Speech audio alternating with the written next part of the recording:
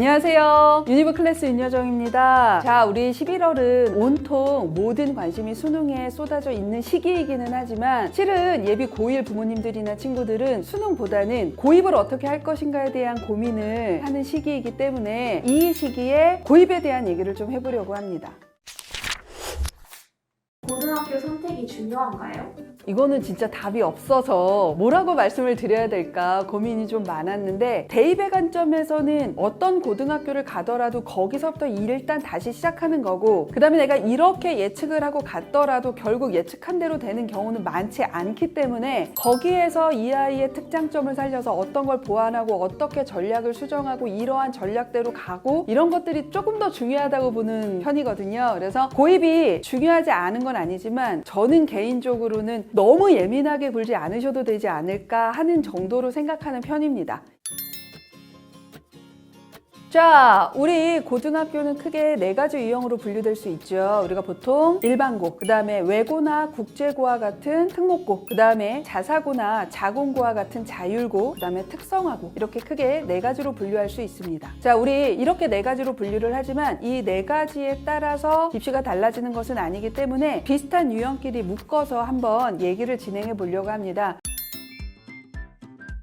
자, 우리 일반고하고 자공고를 보면 일반고는 특히 일단 평준화와 비평준화로 나뉜다 정도는 알고 계실 거예요. 우리가 평준화는 내신 성적과 무관하게 자동 추첨으로 학교를 배정받는 것이고, 비평준화 지역은 내신 성적에 따라서 선발이 된다 정도의 차이가 있습니다. 자공고도 좀 비슷하다고 보시면 됩니다. 자공고의 일부는 내신 성적에 따라서 선발하기도 하고 컴퓨터 추첨을 통해서 선발하기도 하기 때문에 분류 방식이나 선발 방식도 자공고하고 일반고는 같은 범주 내에 두고 해석하는 경우가 조금 더 많았다, 이렇게 알고 계시면 될 것 같습니다. 보통 일반고와 자공고는 12월 초에 원서 접수를 하고요. 12월 중순부터 1월까지 합격자 발표가 예정되어 있습니다. 그래서 이게 학교마다 조금씩 다르기 때문에 지원하시는 학교가 있다고 하면 각 교육청에는 고등학교 입학 전형과 전형 일정이 나와 있습니다. 그것을 참고하셔서 전형 일정을 체크해 주시면 될 것 같습니다. 지금 이제 해당 지역의 일반고나 자공고를 고민을 하신다면 조금 더 체크를 해 주셨으면 하고 제가 좀 여러 번 강조했었던 것이, 후보가 되는 2개 학교 또는 3개 학교의 학교 교과 선택 과목의 커리큘럼을 마지막으로 꼭 확인을 해 주셨으면 좋겠다라는 말씀을 좀 드리고 싶습니다. 자, 우리가 지금 2021 이후에 해마다 입시 환경이 조금씩 바뀌고 있고요. 2024 이후부터는 고교학점제와 학교 교육과정 이외에 비교과 활동이 전면 폐지되는 상황 속에서 입시를 치러야 하는 학년이니만큼 이러한 변화되는 입시 환경에 발맞춰서 그거에 맞는 교과 선택 과정에 대한 고민들을 충분히 하고 그것을 선택에 반영을 하고 있는가가 조금 더 중요해졌다라고 봅니다. 그래서 예전 영상에서 학교 알림위에 들어가시면 교육과정 평가, 그 다음에 동아리, 그 다음에 자율활동, 이러한 프로그램들이 어디에 있는지 제가 한번 설명을 해드렸고요. 자, 이 프로그램들을 보시고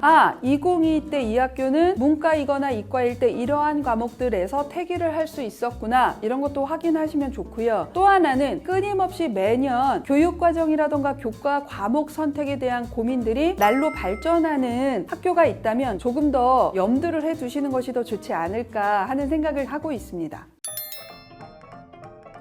자, 2번째는 자사고하고 특목고입니다. 일단은 원서 접수가 마감된 과고, 영과고는 좀 제외하고 후기 고등학교인 자사고, 외고, 국제고에 대해서 얘기를 해보면 이 학교들은 일반고하고 다르게 1단계 서류, 그 다음에 2단계 면접, 이렇게 실시하는 것이 일반적이기 때문에 약간 대입하고 유사한 절차를 가지고 있다, 이렇게 생각하시면 될 것 같습니다. 자사고, 외고, 국제고는 후기 고등학교이기 때문에 12월 초에 원서 접수를 하고요. 12월 중후반에 전형을 실시합니다. 자, 우리 간단하게 고양외고를 예를 들어서 한번 체크를 해보도록 하겠습니다. 자, 지금 확인하셨듯이 외고, 국제고, 자사고의 경우에는 자기소개서를 요구하는 경우가 많이 있습니다. 자, 그래서 보통 1단계에서 영어 내신 성적이 평가 요소로 좀 많이 반영이 되고요. 그 다음에 자사고 같은 경우는 국영수 4과를 전체로 반영하는 학교도 있고 그 중에 일부를 반영하는 학교도 있습니다. 그래서 약간 외고, 국제고하고 자사고는 1단계 반영하는 내신 교과목이 조금 다르다라고 알고 계시면 될 것 같습니다.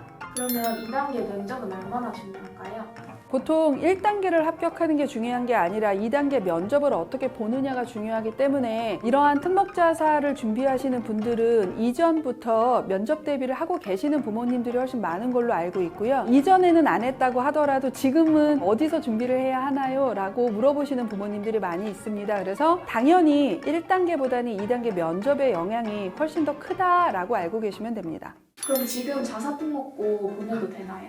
자, 우리 특목자사를 고민을 하실 때 물론 이제 많은 고민이 있으시겠지만 입시 환경에 유불리로 특목자사를 가야 되느냐 말아야 되느냐를 고민하시는 부모님 많으신 걸로 알고 있고 실제 제가 그걸로도 상담을 많이 하고 있는데 첫 번째는 아이의 성향이 솔직히 가장 중요합니다. 그러니까 일례로 제가 얼마 전에 상담했던 친구는 자사고를 갔어요. 중학교 때 성적도 좋았고 고등학교 1학년 올라가서도 성적 좋았습니다. 1점대 내신을 받은 친구인데 이 친구는 성향상 그렇게 경쟁이 치열하고 서로가 서로를 성적으로 바라보는 것 자체를 되게 힘들어하는 친구였기 때문에 부모님도 말리고 학교 선생님들도 야, 너 그냥 이것만 유지하면 서울대는 그냥 무난하게 가는데 이러지 마 이렇게 말렸음에도 불구하고 결국은 그 학교를 스스로 자퇴를 하는 결과도 좀 본 적이 있습니다. 그래서 일단 제일 중요한 건 아이의 성향입니다. 내 아이의 성향을 조금 더 객관적으로 파악하시는 것을 반드시 체크해 보셨으면 좋겠다 이렇게 말씀을 드릴 수 있을 것 같고요. 자, 우리가 보통 예전에는 고등학교 2학년 올라가면서부터 문과하고 이과가 내신 산출이 나뉘었기 때문에 문과 친구들이 이과 친구들에 비해서 오히려 내신이 좀 더 높았죠. 작년 입시부터는 수능만 통합이 된 것이 아니라 내신도 문이과가 통합이 되면서 문과로 친구들이 수학을 버티는 것이 사실상 정말 많이 어려워진 상황이 됐다. 그래서 내 아이의 성향이 수학은 그저 그런데 언어나 사회 관련 교과목에 탁월한 성향을 보이는 친구들이 있다면 일반고나 전사고를 보내는 것보다는 오히려 외고나 국제고를 보내시는 것이 조금 더 나은 결과를 가져오는 경우도 있어서 그렇게 추천하는 편이기도 합니다. 자, 이런 것처럼 아이의 성향에 따라서 조금 더 유리할 수 있는 학교들이 존재하고 있으니 그것에 대해서 조금 더 신중해 주셨으면 좋겠습니다. 그 다음에 두 번째, 어쩔 수 없이 특목자사를 보낼 때는 선행의 영향이 클 수밖에 없습니다. 일반고보다 그 부분이 클 수밖에 없다는 건 어쩔 수 없는 건데요. 다만 여기에서 우리 아이가 수원, 수투, 미적, 기하도 다 나갔고 그 다음에 물화생 중에 물화하고 물투, 화투까지 했어요. 기본적으로 이 정도를 하고 전사고를 가신다고 하더라도 내 아이의 등급이 4, 5등급이 나올 수 있습니다. 그래서 선행의 횟수가 어떻게 되느냐보다 더 중요한 건 이 아이가 선행을 나간 만큼 충분히 그 선행 정도를 나한테 내면화되어 있느냐, 이 부분이 솔직히 좀 더 중요하다라고 봅니다. 그럼 도대체 이걸 어떻게 확인해야 될까요? 현실적으로 확인할 수 있는 방법은 고2 11월 모의고사를 각 과목을 보고 이 아이가 선행을 나갔을 때 수원 수투를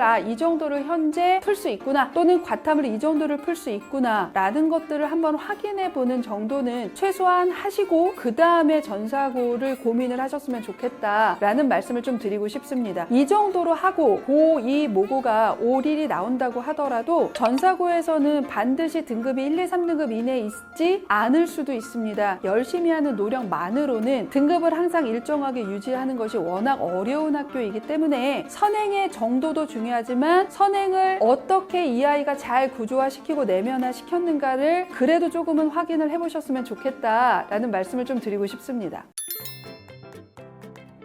자, 특성화고는 좀 간단하게 한번 얘기를 해보려고 하는데요. 특성화고는 일단 정기고로 분류됩니다. 보통 11월 초부터 12월 초까지 학교마다 모두 다 다르게 원서 접수 일정이 있습니다. 선발 방식도 조금 다양한데요. 기본적으로 내신 성적이나 봉사활동 보는 건 당연하고 면접을 보고 실기를 보는 경우도 있고요. 서류 접수 시 지망학과를 지정하는 경우도 많습니다. 자, 우리 특성화고와 관련된 입시 전형이나 전형 일정이나 학교별 정보는 하이파이브라는 홈페이지에 들어가시면 확인하실 수 있습니다. 입시 요강이나 전형 일정에 있어서 공지가 되어 있는 경우도 있고 해당 학교의 홈페이지로 연동되는 경우도 있기 때문에 다 일일이 확인하실 수 있을 것 같습니다. 자, 우리 특성화고 입시는 특성화고 특별 전형이 있기도 하고 일반 전형을 쓸 수 있기도 하지만 보통 특성화고 친구들이 일반 전형으로 일반 학과를 상위권을 합격하는 건 아주 극히 드문 사례에 해당이 됩니다. 그 지극히 드문 사례만 가지고 특성화고를 전략적으로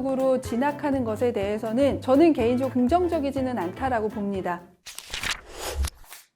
자, 오늘은 큰 틀로 각각의 유형에 있는 고등학교에 대해서 간략하게 말씀을 드려봤습니다. 가장 중요한 건 고입은 시작이지 끝이 아닙니다. 결단코 어떤 고등학교를 갔다고 해서 대입이 더 유리하냐 불리하냐 이것을 논하는 것보다 더 중요한 건 우리 아이의 성향이나 특징하고 어디가 좀 더 잘 맞느냐를 확인하시는 것이 중요하다라는 말씀으로 오늘 고입에 대한 얘기를 한번 해봤습니다. 다음에 더 좋은 영상으로 찾아뵙겠고요. 구독과 좋아요 부탁드립니다. 감사합니다.